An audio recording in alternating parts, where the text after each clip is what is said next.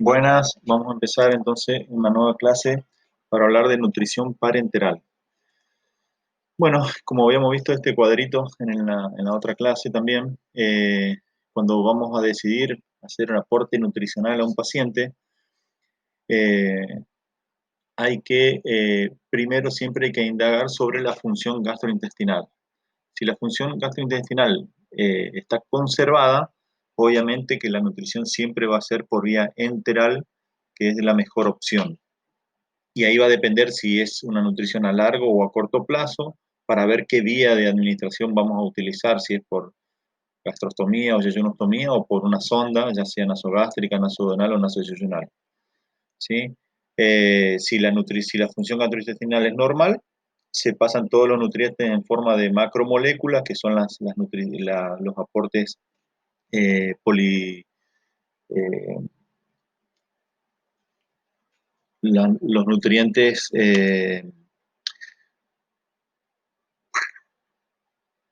poliméricos, ¿sí? Perdón. Y dependiendo si está con alguna alteración el tracto gastrointestinal, por ejemplo, necesita alguna adecuación de esa nutrición enteral con fórmulas oligoméricas, modulares, especiales, etcétera, de acuerdo a lo que necesite cada paciente. También cuando esta función gastrointestinal y aparte de hacer una nutrición enteral de forma completa o no, pero igual en algunas situaciones no alcanza, ¿sí? O sea, es inadecuada, se puede suplementar con nutrición parenteral, ¿sí? Hasta que se recupere el estado nutricional del paciente y pueda seguir, sí, con la nutrición enteral normal, digamos. Eso es cuando tenemos una función enteral conservada y que pueda el paciente recibir alimento a través de ahí.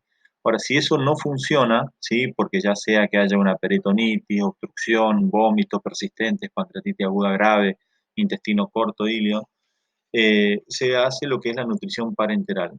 Y ahí también, otra vez pasamos lo mismo, va a depender qué vía vamos a utilizar de acuerdo al tiempo que vamos a utilizar esa nutrición parenteral. Si es por corto plazo, que sea menor de 7 a 10 días, se puede utilizar una vía periférica, ¿sí? Y una vez que se normaliza la función gastrointestinal, se pasa a la nutrición enteral, ¿sí? Ahora, si va a ser a largo plazo, ¿sí? Lo que se hace es nutrición por vía central, nutrición parenteral por vía central, y dependiendo cómo se normalice o no la función gastrointestinal, continuará o no. En caso de que no, eso no mejore, y si es a largo plazo, va a seguir con nutrición parenteral por vía central. Entonces, acá vamos a hablar entonces de los conceptos, particularidades, las indicaciones, las contraindicaciones, las vías, modelos de infusión, nutrientes y complicaciones. ¿Qué es la nutrición parenteral? Es el aporte de nutrientes por una vía extradigestiva, ¿sí? Ya sea por una vena periférica o una vena central. El uso, ¿sí? Implica de que la vía digestiva, o sea, no es utilizable ya sea en forma total o parcial. Los nutrientes intravenosos tienen características especiales y tienen también el riesgo de complicaciones. De esta manera, al no, obviamente no utilizar la vía digestiva, se elimina el proceso digestivo y hepático, ¿sí? Hay una rotura, obviamente, para instalar estos accesos venosos, hay una rotura de la barrera cutánea con mayor riesgo de infección. Cuando hablamos de nutrición parenteral total, es una técnica compleja que tiene riesgo de complicaciones, donde aumenta la mortalidad, eh, prolonga la estadía hospitalaria y aumentan los costos, porque generalmente cuando se complican los pacientes que tienen nutrición parenteral, ya sea una causa infecciosa, por ejemplo, los gérmenes que actúan son gérmenes intrahospitalarios y ello demanda mayor estancia hospitalaria, aumento en el costo con utilización de antibióticos más de amplio espectro, etc. Cuando es utilizada por equipo más especializado, eso sí minimiza los efectos secundarios y se puede realizar diagnóstico precoz para evitar, obviamente, complicaciones más importantes. ¿En qué caso está indicada la nutrición parenteral? Es cuando no es posible o está contraindicada o no es suficiente la nutrición enteral, ¿sí? En esos casos está indicada la nutrición parenteral. Entonces, cuando la función intestinal esté comprometida, cuando haya fallado la nutrición enteral que se haya instalado y no, el paciente no la tolera por X motivo, se pasa a la nutrición parenteral. Cuando no podemos cubrir todos los requerimientos calóricos proteicos por la vía enteral, ¿sí? Por ejemplo, un síndrome de intestino corto, cuando la nutrición enteral esté contraindicada formalmente contraindicada. ¿A quién le vamos a indicar qué vía vamos a utilizar, cuándo podemos empezar a hacer nutrición parenteral y durante cuánto tiempo? Bueno, a quién me lo vamos a indicar es a todo paciente, obviamente, con algún grado de desnutrición o que tenga riesgo de desnutrirse, ¿sí? Y que no pueda utilizar su vía digestiva en forma adecuada. Ya sea porque el intestino no esté funcionante o que la situación actual clínica del paciente lo demande, que el paciente haya que empezar a nutrirlo para que, obviamente, como parte del tratamiento de su enfermedad de base, o que sepamos de que el paciente va a estar durante un periodo de tiempo sin poder alimentarse de acuerdo a lo que a la terapéutica o tratamiento o cirugía que vaya a requerir, entonces uno ya va preparando al paciente con nutrición parenteral. La duración de la terapia también, si va a ser mayor a 5 días, en esos casos se puede hacer nutrición parenteral. Este es uno de los requisitos más importantes de saber de que el paciente no va a poder nutrirse durante más de 5 días por vía enteral. En caso también, estas eran las contraindicaciones de alguna manera de la nutrición enteral, y obviamente al ser contraindicación de la nutrición enteral es donde está indicada la nutrición parenteral. En los casos de obstrucción intestinal distal, cuando hay hemorragia digestiva aguda grave, cuando hay dolor abdominal, distensión abdominal, por intolerancia a la alimentación, por fístulas de alto débito, que son fístulas de mayor a 500 mililitros por día, diarrea intratable grave, mayor a 1500 mililitros día, pancreatitis aguda grave, fase inicial del síndrome de intestino corto, inestabilidad hemodinámica, en la fase precoz del traumatismo de cráneo encefálico. Esto que ustedes ven con signos de pregunta es porque significa de que en esos casos se puede hacer terapia combinada, ¿sí?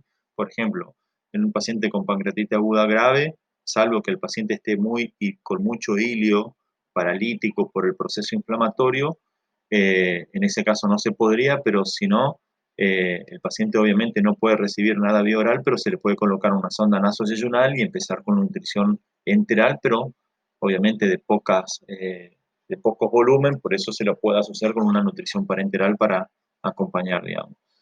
Eh, y en todo en general, como son causas quirúrgicas lo que tiene, una vez que se soluciona eso, el paciente vuelve a restablecer su nutrición enteral.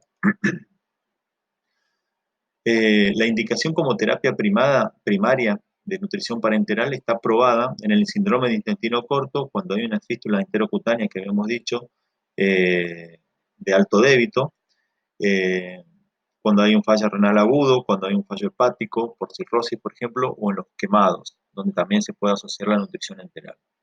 No está aprobado en la enfermedad inflamatoria intestinal y en la anorexia nerviosa. De soporte, o sea que es como acompañar tanto a la nutrición enteral con la nutrición parenteral, probado en la enteritis por radiación, en la enteritis por quimioterapia, en la perioperatoria en los pacientes malnutridos, en la pancreatitis aguda grave. Y no probada en la pancreatitis crónica, en la perioperatoria en la caquexia cardíaca y en el ilio. ¿Cuánto tiempo vamos a nutrir por vía parenteral a un paciente? Hasta que se pueda pasar la vía oral o enteral, ¿sí? En cantidades adecuadas a la patología. Y cuando se decida, obviamente, finalizar el tratamiento. ¿Estamos? ¿En qué caso va a estar contraindicado? Cuando la duración sea menor a 5 días, cuando sea una cirugía de urgencia, ¿sí? Y el paciente está en shock, esté en mal estado general, obviamente no se lo empieza a nutrir en ese momento hasta que no se estabilice el paciente, no se lo nutre por vía parenteral. Cuando el pronóstico no sea mejorable con el soporte nutricional agresivo, cuando sea el pronóstico del paciente sea malo y sepamos de que por más nutrición parenteral que se le haga no va a mejorar, o cuando el paciente haya rechazado otros tipos de tratamientos médicos o quirúrgicos, entonces en esos casos no tampoco se le realiza nutrición parenteral. ¿Qué vías vamos a utilizar para hacer la nutrición? Pues, como dijimos, vías periféricas o vías centrales. Las vías periféricas pueden ser accesos en los antebrazos o brazos, o las centrales donde tenemos la subclavia, yugular interna o femoral. Acá tenemos los accesos periféricos, ¿sí? En el antebrazo, la mediana basílica, la cefálica, la mediana cubital, etc. Y los accesos centrales tenemos la subclavia, la yugular interna, ¿sí? Que es las utilizadas más frecuentemente. ¿Dónde debe ir el catéter de vía central? Siempre tiene que quedar en la vena cava superior, ¿sí? El extremo distal del catéter, o sea, a este nivel. Antes de que la vena cava desemboque en la aurícula, hasta ahí tiene que llegar.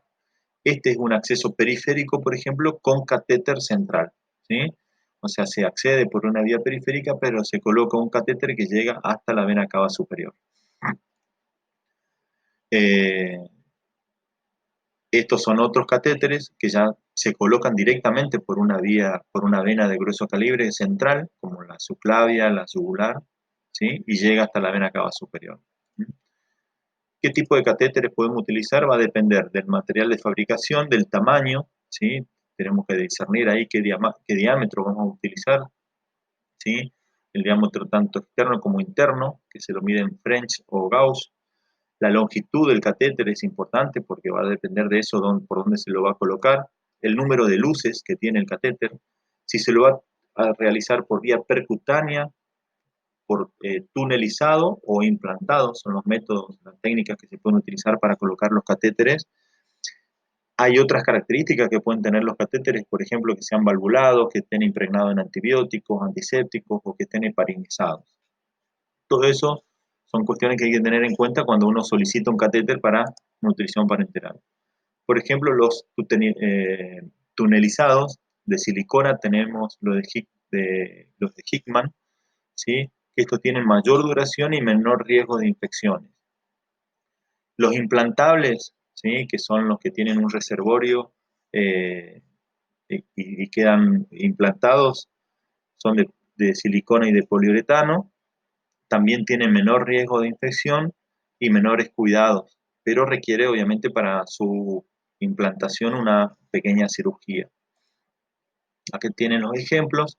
Esto es un acceso para subclavia, por ejemplo, ¿sí? Un doble lumen, ¿sí? O sea, acá este extremo queda hacia afuera, ¿sí? Este es donde se fija la piel y este es el catéter que va hasta la vena cava superior. Este es con un implante subcutáneo, ¿sí? Uno de los implantables, queda este reservorio debajo, generalmente se lo coloca por vía subclavia, ¿sí? Este es el catéter que va hasta la vena cava superior, y por debajo de la clavícula se realiza un bolsillo donde se implanta este reservorio. Entonces cada vez que se lo tiene que nutrir, se le pincha a través de la piel y se pone en este reservorio. Generalmente para nutrición parenteral no son muy utilizados, se lo utiliza más principalmente para tratamientos con antibióticos prolongados, por ejemplo, en pacientes con osteomelitis, etcétera, pacientes que tienen tratamiento con quimioterapia, en esos casos sí, pero en nutrición parenteral no son los más frecuentemente utilizados. Este es un catéter central de inserción periférica, por eso es más largo, o sea, esto se accede por una vena del antebrazo, por ejemplo, y se lo hace progresar hasta la vena cava superior. Este es un catéter tunelizable, ¿sí? Que se coloca por vía subclavia hasta acá, o sea, desde este es el catéter que va hasta la vena cava superior. En esta porción es donde entró la vena subclavia y esta otra porción se forma un túnel subcutáneo donde se exterioriza esta porción por debajo generalmente a nivel de la región mamaria, por ejemplo, ¿sí?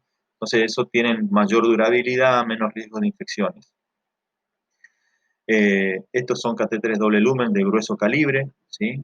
Para vía central. Este de triple lumen, ¿sí? También para vía central, ya sea acceso yugular o subclavio.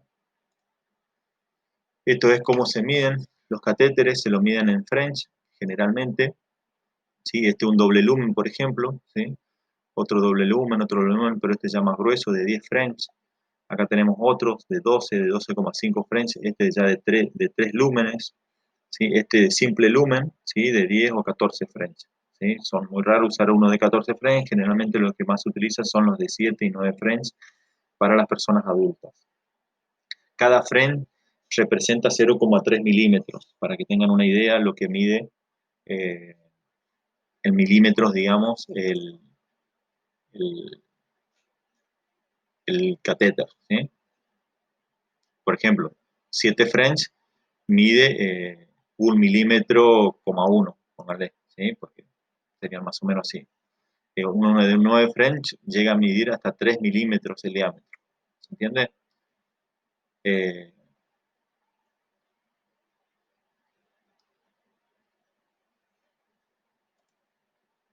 bueno, los catéteres de larga duración, como dijimos, son los catéteres centrales, ya sea por vía subclavia o yugular, y que sean tunelizables, ¿sí? Acá está, por ejemplo, cuando se coloca por la vía vena cava superior, luego por vía subcutánea se lo extrae más abajo para que quede esta porción como tunelizada en el celular subcutáneo. Y de acá recién sale el catéter, los extremos que van hacia afuera, donde ya sea de uno o dos lúmenes. Tipos de nutrición parenteral, como dijimos, va a depender qué vía se acceda, se utilice, si es central o periférica. Eso va a depender de que si es por vía parenteral central, es la que aporta todos los nutrientes por vía venosa con el extremo central, ¿sí? A nivel de la vena cava superior. En que las indicaciones son cuando hay necesidades que requieren concentraciones de los nutrientes con osmolaridad mayor a 800 milimoles por litro, ¿sí? O sea, son con alta osmolaridad y que tengan venas periféricas problemáticas, ¿sí? Y en cambio, cuando se hace nutrición parenteral periférica, eh, esto determina no solamente por la vía, sino también de la osmolaridad de lo que se va a infundir, ¿sí? Se puede utilizar se puede realizar nutrición completa porque también pueden pasarse macro y micronutrientes, pero la osmolaridad tiene que ser menor de 800 milimoles por litro, ¿sí? Para que sea pasable por vía periférica. Lo pro es que es fácil acceso, pero de difícil canalización, y hay un contacto extenso, digamos, en la vena, ¿sí?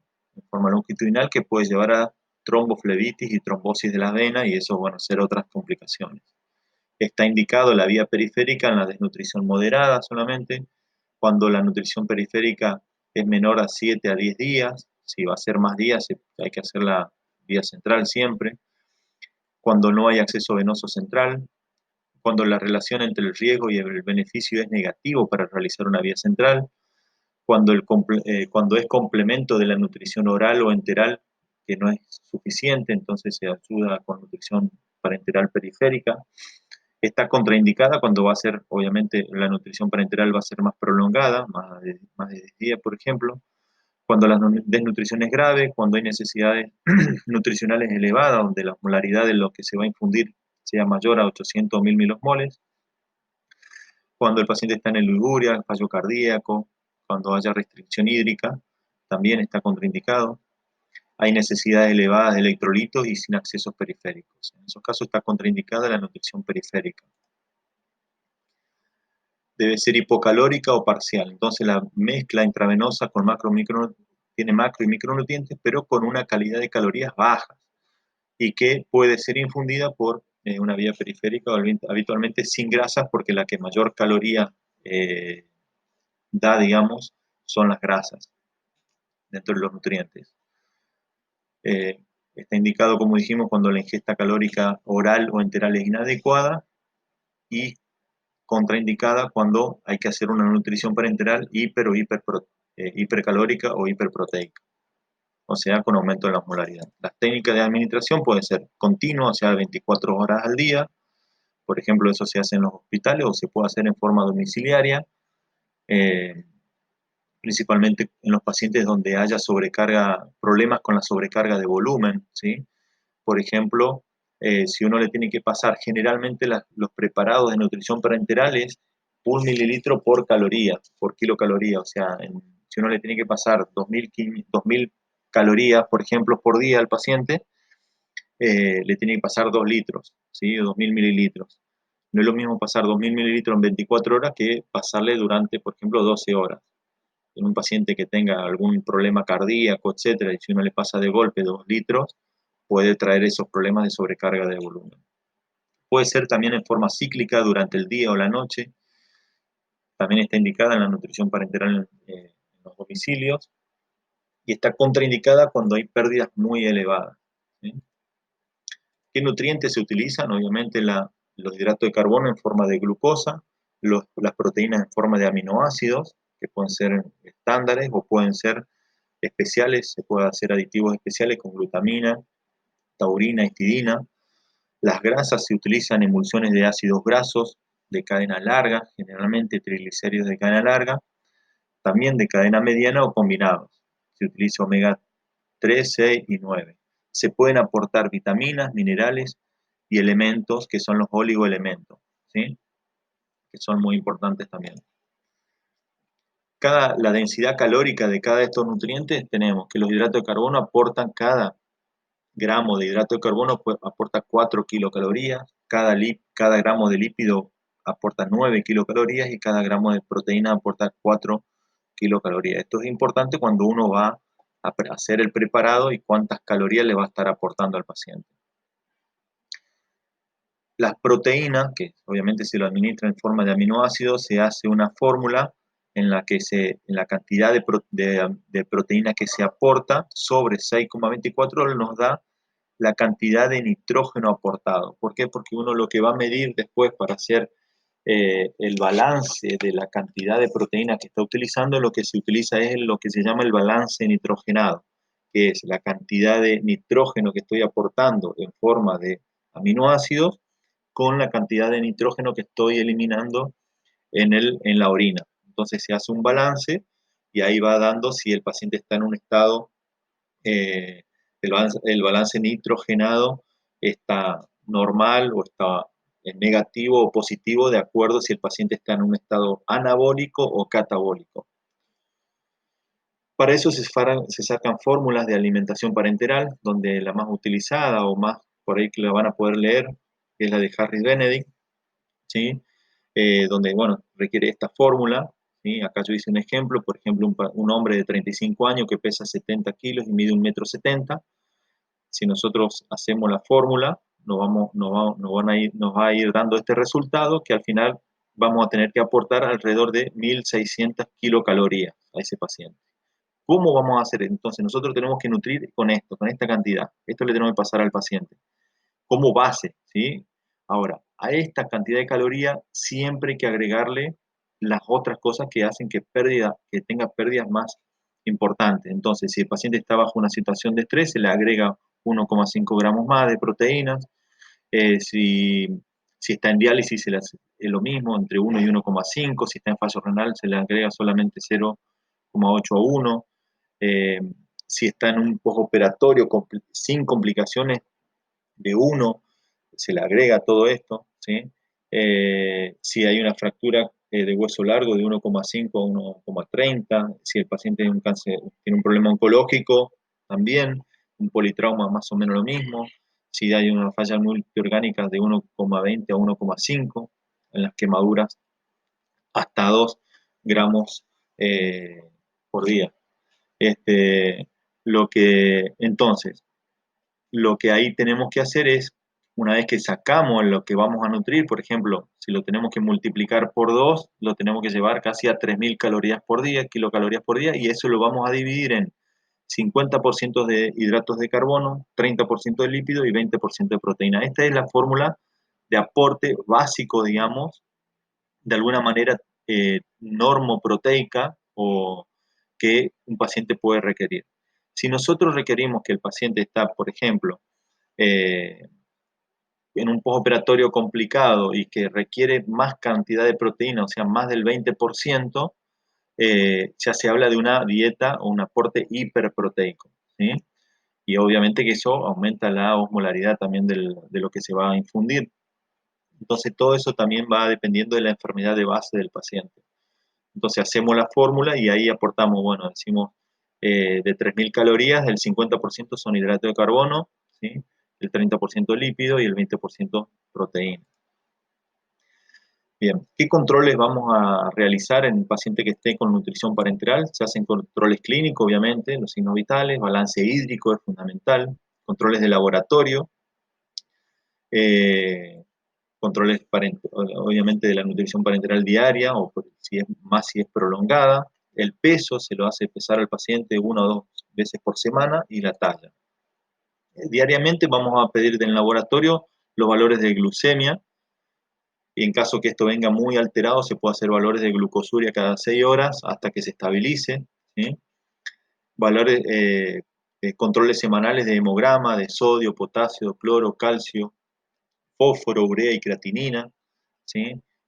Quincenalmente o mensualmente se piden proteínas viscerales, orina de 24 horas, perfil hepático, tiempo de protrombina, magnesio, zinc, ¿sí? Estos son básicamente los controles que se van pidiendo. Como complicaciones que pueden sufrir son mecánicas del catéter, infecciosas del acceso o del acceso venoso o de la manipulación de la bolsa o complicaciones metabólicas. Las mecánicas, por ejemplo, durante la inserción del catéter se puede provocar lo que es un neumotórax, ¿sí? Es poco frecuente hoy en día, menor al 4%. Mal posición del catéter, que quede, por ejemplo, fuera de la vena, que quede en el mediastino, eh, o que haya una lesión arterial, por ejemplo, de la subclavia, o que quede en el espacio pleural y haga un hemotórax o un hemomediastino. Puede haber lesión del plexo braquial, del conducto torácico, un embolismo aéreo, ¿sí? Sin darse cuenta pasa aire y bueno, eso es un problema. Eh, Complicaciones mecánicas tardías, o sea, ya después que está instaurado el catéter, se puede obstruir, para eso se pueden utilizar fibrinolíticos, se puede parenizar el catéter para evitar que se tape, puede producirse trombosis venosa o tromboflebitis, principalmente en las de acceso periférico, ¿sí? Hay que tener obviamente en cuenta que pacientes si tienen enfermedades de riesgo o no, se puede hacer para estudio de eso un ecodoppler para ver obviamente la trombosis. Puede haber desconexión accidental del catéter, con ¿cómo es? De lo que se le está infundiendo y pérdida accidental. Complicaciones infecciosas del acceso venoso, obviamente hay un protocolo de inserción y cuidado que hay que realizarlo para prevenir la infección. Esa infección puede provenir ya sea de la misma mezcla cuando se la está preparando, que se puede contaminar, puede ser de la piel, por las conexiones, por eso no se aconseja obviamente la utilización de llaves de 3 vías ni nada de eso del paciente, en las conexiones que hay entre el perfus de infusión con el catéter. Si el paciente obviamente no se lo decontamina, lo ideal es realizar curación cada 48 a 72 horas, dependiendo del protocolo también de cada institución. Manipular obviamente todo lo que es la mezcla en forma estéril, ¿sí? Con guantes estériles, si es posible inclusive con un camisolín estéril, para obviamente evitar cualquier tipo de contaminación. Puede haber obviamente contaminación hematógena en caso de que el paciente tenga otra patología agregada. Los gérmenes más frecuentemente son el Staphylococcus aureus, Epidermidis, Bacillus gram negativos, Cándida. Un acceso venoso central por vía subclavia, un catéter de doble lumen, ¿sí? Para nutrición parenteral. Complicaciones metabólicas pueden ser, por ejemplo, hiperglucemia, hipoglucemia, estado hiperosmolar, déficit de electrolitos, por eso son los controles del potasio, del sodio que habíamos visto. Efectos secundarios los lípidos, dislipidemias que pueden ocasionarse también cuando uno hace una sobrecarga de lípidos inadecuada. Complicaciones metabólicas con los nutrientes, enfermedad hepatobiliar, enfermedad metabólica, enfermedades hepatobiliares como la colecistitis alitiática, por ejemplo, barro biliar. Eso se produce porque el paciente está en ayuno, obviamente, no hay ingesta oral y hace que la vesícula entre en reposo y eso favorece el estancamiento de los cristales ácidos biliares, etcétera, y forman lo que es el barro biliar, la litiasis, que puede llevar a una colecistitis. Enfermedad hepática, como esteatosis, ¿sí? Colestasis intrahepática, aumento en las transaminasas, la fosfatasa alcalina. ¿Sí? Esto se puede remediar de alguna manera tratando de hacer algún aporte por vía enteral o oral al paciente, mínimo aunque sea, para que tenga cierta acción y evitar esto. ¿Sí? Eh, se puede utilizar metronidazol también como tratamiento de la colecistitis. Bueno, espero que les sirva un pequeño aporte de nutrición parenteral.